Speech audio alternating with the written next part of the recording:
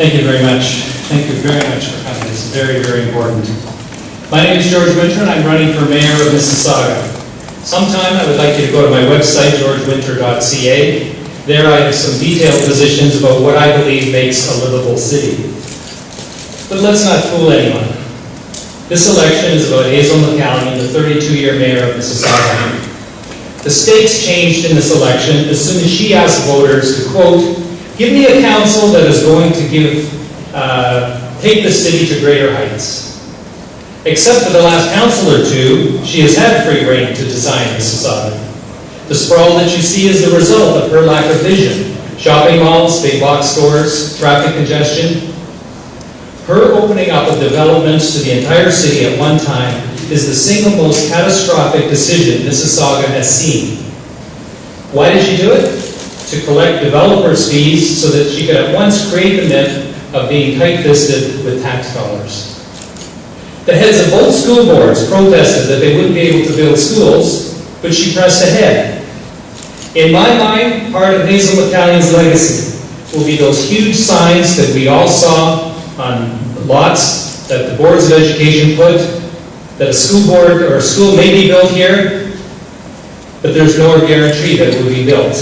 Most, in fact, weren't. As a Peel School Board trustee, I sat on a board that sent out a daily convoy of buses. We had 20,000 students crisscrossing the city. If your children were part of that armada, like mine were, then place the blame where it belongs on the Queen of Sprawl herself. Dr. Tom Urbaniak, in an excellent biography, explained how the city was transformed with hardly any protest whatsoever.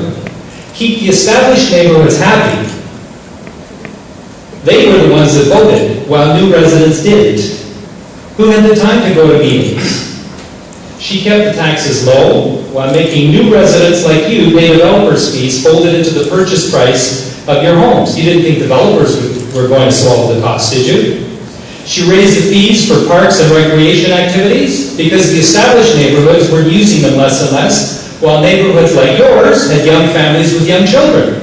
She forced the school boards to keep old schools open in established neighborhoods, while busing the children of new Mississaugans far from home. Sound familiar?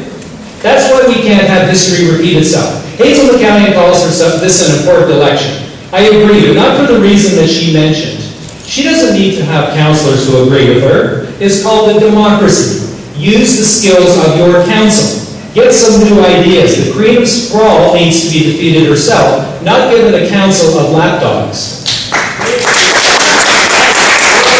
I am running to be mayor, not to witness the coronation or dismantling of all debate. You know what is ironic? Some of the people that Mrs. McCallion wants on council are wearing buttons that say Mississauga, one city, one voice. Isn't that what we've had for almost 32 years? George Winter's Mississauga is one city, many voices. Thank you very much.